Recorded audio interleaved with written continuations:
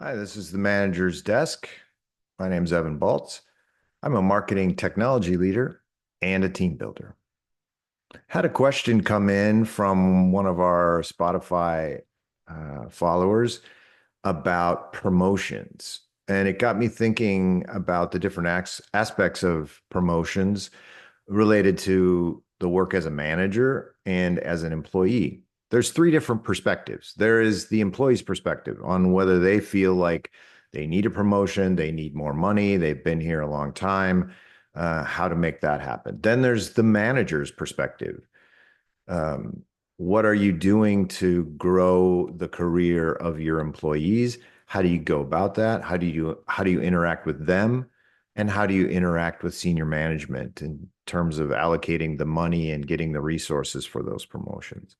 And then there's the perspective of HR and senior management. We have headcount, we don't, we have the money for promotions or we don't, whatever their view is on promotions within the organization. Those are the three main perspectives. So let's start with the employee. What do you do? What do I do as an employee to try to get a promotion? The first thing is obviously talk to your manager about it, right? And ask for more responsibilities. I think the key piece here is to show the interest in the promotion and then be specific about what areas you think that you particularly excel at and how you can provide those at an even greater level. You can ask for additional responsibilities and you might say, well, hey, aren't I just doing more work for the same amount of money? Yep, you would be for a time, but that pays off. So being willing to commit to that and talking about with your manager, hey, what additional responsibilities can I take on right now that will set me up for a promotion? And talk about what you think that would mean in terms of money and maybe some research that you've done about the next position. The other thing that you can do is research within the organization. What are the tiers? What are the pay grades that your organization has? Let's say you have a junior web developer, and then you have a full web developer, and then you have a senior web developer, and then a manager of web development. Is that the same in IT and in marketing or any other part of the organization? What are those tiers? What would be within the organization's current structure? What would be the next role? Hey, I'm a manager. My next role is a director. Hey, I'm a web programmer. My next role is a senior web programmer. Those are some things that you can do in terms of figuring it out for yourself where you might want to go. Decide whether you want to do a management track or a technical or a creative track. What would make you the most happy and where do you think you can bring the most value to your organization? And you probably want to write that down, start making a document that's your argument, your best case. You could even make a pitch deck talking about it. But taking that initiative, being specific about it, writing it down, having that conversation with your manager, those are the important steps for the employee. For the manager, if you're a manager, I think from day one, you want to start talking with your employees about their career path, right? Let them know that you're invested in their career path and helping them discover what that path is. Write it down. Here's your current role. Here's your current job description. Here's the next ideal role based on where you're currently at and what the organization currently has in their job codes and their pay grades. Talk to them about that. The second thing that I would do would be to ask them to create a new job description, right? Take their existing job description, ask them to amend it by, say, about 30%, right? Add additional responsibilities, additional years, additional technologies that maybe they have acquired over their employment period, things like that. How can I boost this job description and then talk about the name with them, review it with them, say, this is a good idea. This is great. Maybe that's not the right for this position. talk them through that and come to an agreement on what you think the job description would look. And let them know that, hey, I'm in this for you to do something that you enjoy, that you want, to have the career path and success that you want. I'm here to facilitate that. And it's my responsibility to make sure that you have everything that you need to make that happen. The other thing you have to do is set expectations, right? These things do not happen overnight. And generally speaking, as the manager, you're not the final word on it anyway. You have to receive resources and money and allocation, headcount, whatever it might be. That's the other side of your job. We'll talk about that in a second. But set expectations with the employee. Look, we're going to go through this process. We're going to talk about your career path. We're going to review the job description. We're going to talk about what that means, maybe have a couple different options, and then say, here's the process, right? And it's going to take a lot of time and you have to be patient.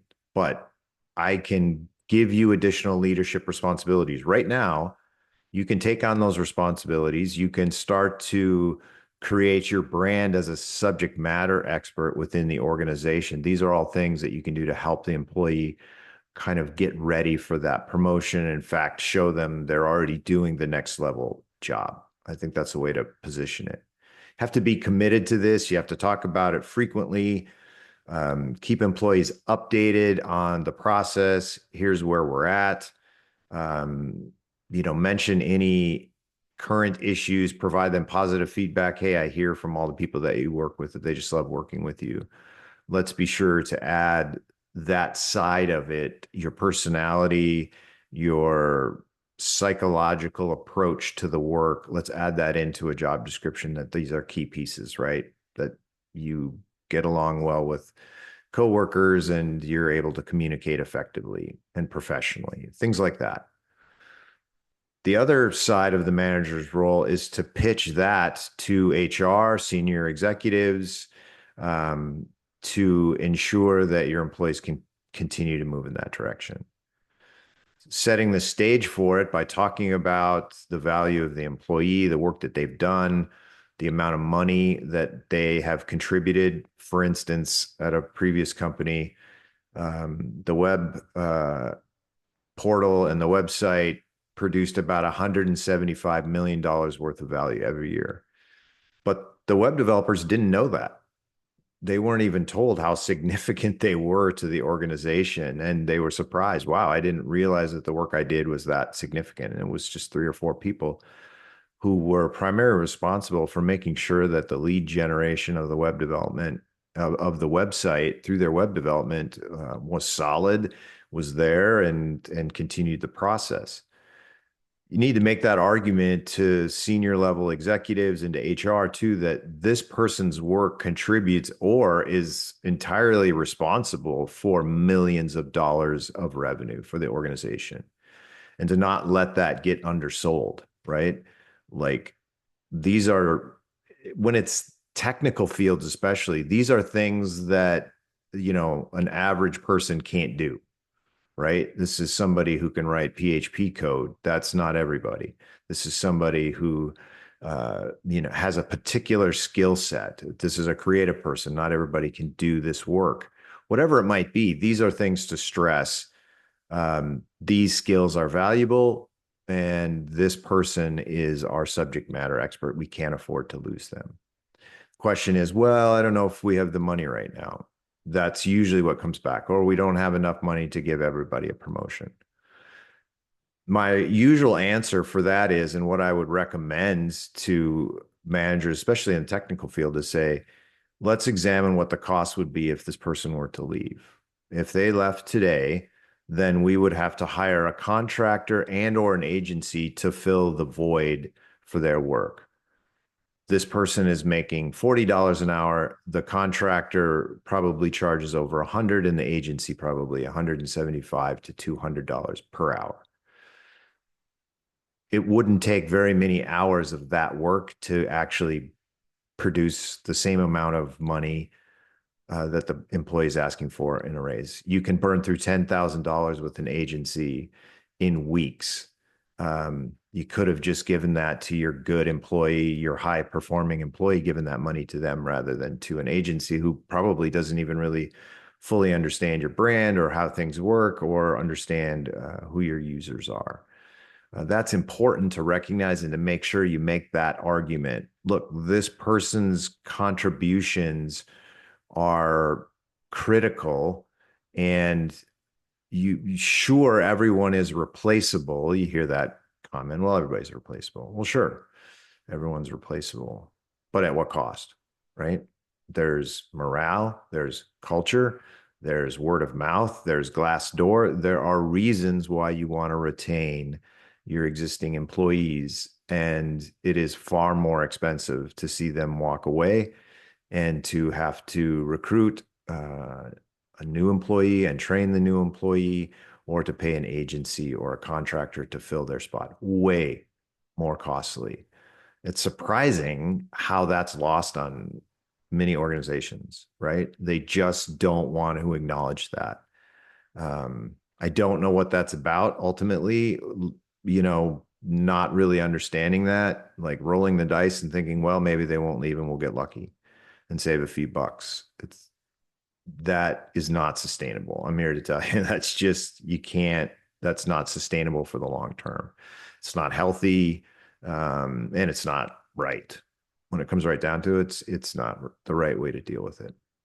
The other perspective is senior level management and HR in terms of finding the resources to promote people.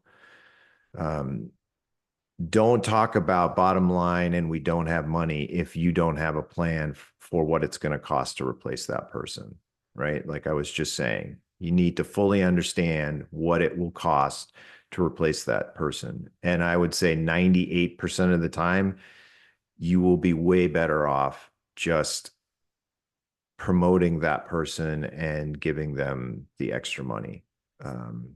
There's so many benefits to that process rather than contracting it out or finding an agency. You will end up spending 2x, 3x easily. And so that financial discussion goes out the window, right? When you're faced with the reality of what it will take. And you need to make sure that you run those numbers yourself as a senior executive or as an HR team, and make the position wherever you need. I need this amount of money to continue to do the work that we have, and I need a culture that supports career growth. If your organization doesn't support career growth, you're going to fail. Eventually, you'll fail, and someone will come in who does it better and will replace you, and we'll have to clean things up.